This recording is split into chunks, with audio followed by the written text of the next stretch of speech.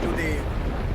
जय असुरराज बलि। जय असुरराज बलि। जय असुरराज बलि। जय असुरराज बलि। जय असुरराज बलि।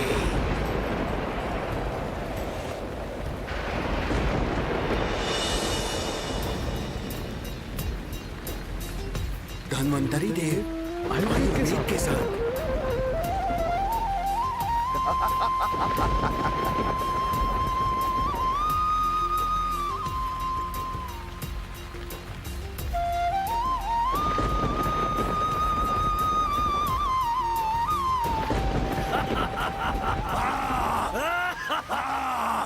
निकल आया अमृत। निकल आया अमृत। निकल आया अमृत। अमृत निकल आया अमृत। हम असुरों के लिए है, इसे कोई नहीं लेगा।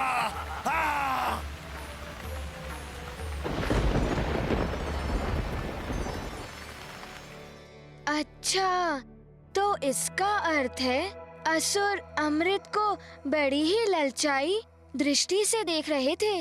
हाँ पुत्र, उन्हें तो मात्र अमृत से भरा हुआ कलश ही दिखाई दे रहा था।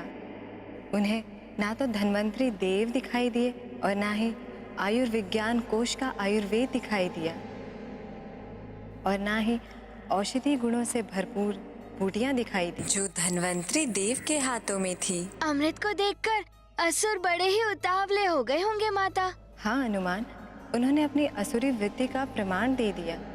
जब तक कि कोई कुछ समझ पाता, राहु और अन्य असुर अमृत को धन्वंतरी देव के हाथों से छीनकर पाताल लोक की ओर भाग निकले।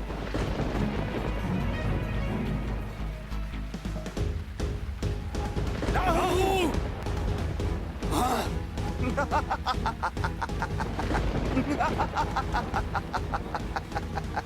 रुक जाओ दुष्ट।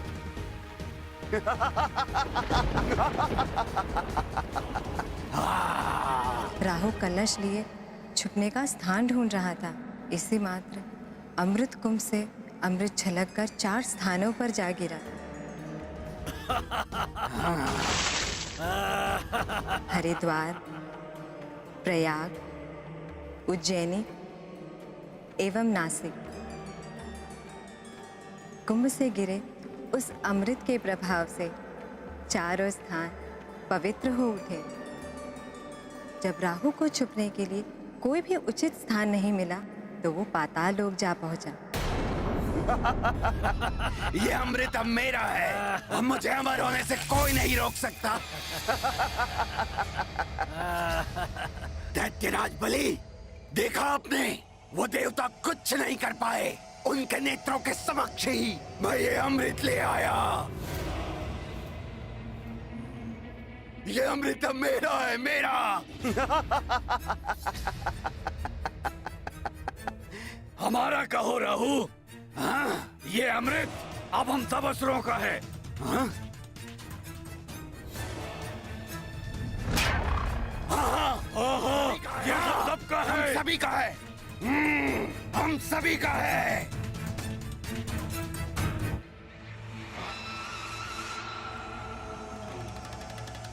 नहीं, ये अमृत मैं लाया हूँ। इसे सर्वप्रथम मैं ग्रहण करूंगा। नहीं, हाँ? इस पर प्रथम अधिकार हमारे दैत्यराज बलि का है।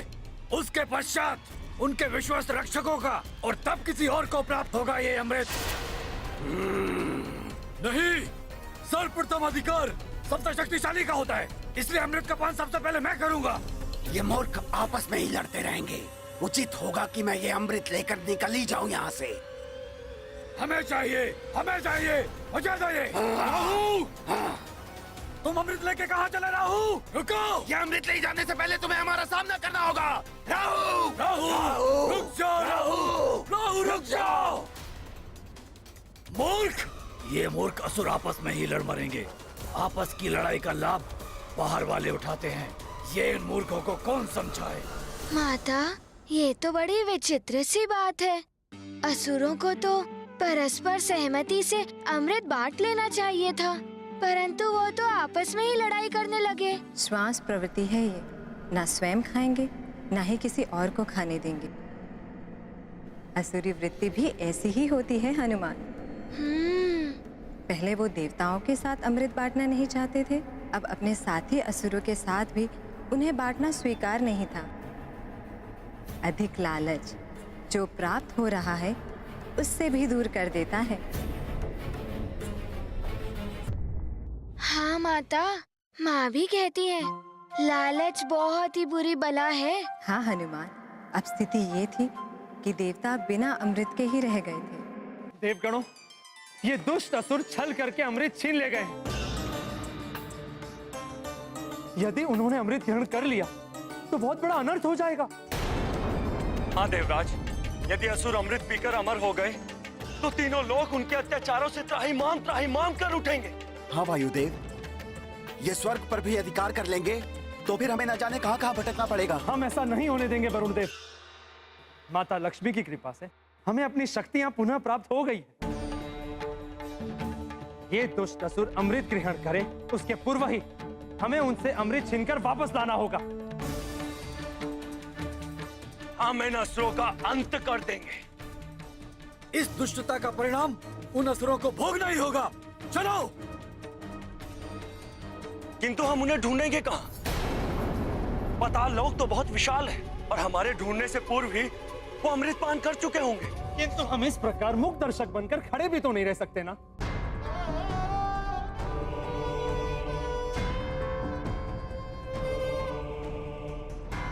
हे प्रभु, हे हरि नारायण, अब आप ही हमारी सहायता कीजिए प्रभु। जब तक इन असुरों को हम ढूंढ नहीं लेते तब तक आप ही किसी प्रकार उन्हें अमृत पान करने से रोक लीजिए।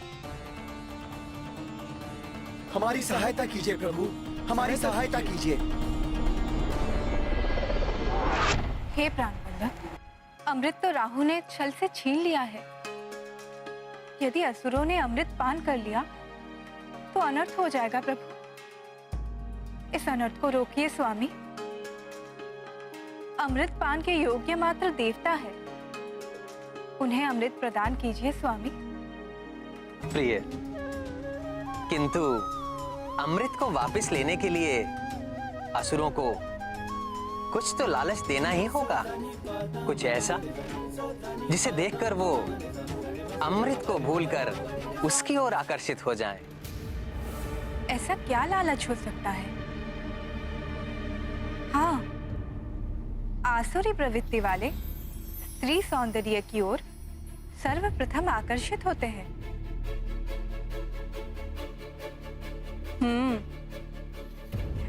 आपका मोहिनी रूप धारण करने का समय आ गया है प्रभु।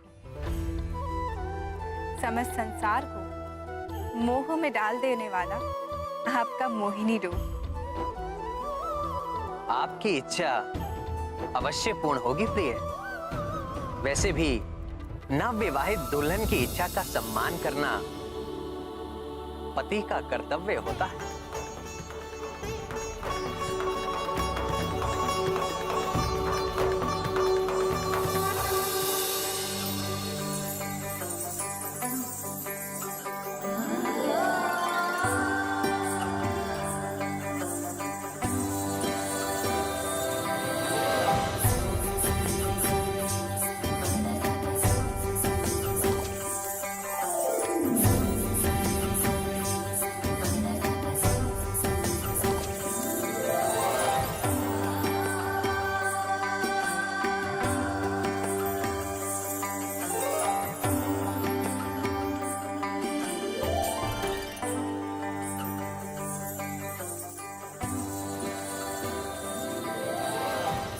प्रभु,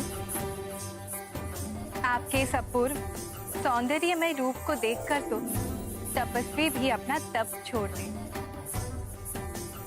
योगी योग का त्याग कर दे। आपके इस मोहिनी रूप को मेरा प्रणाम स्वामी।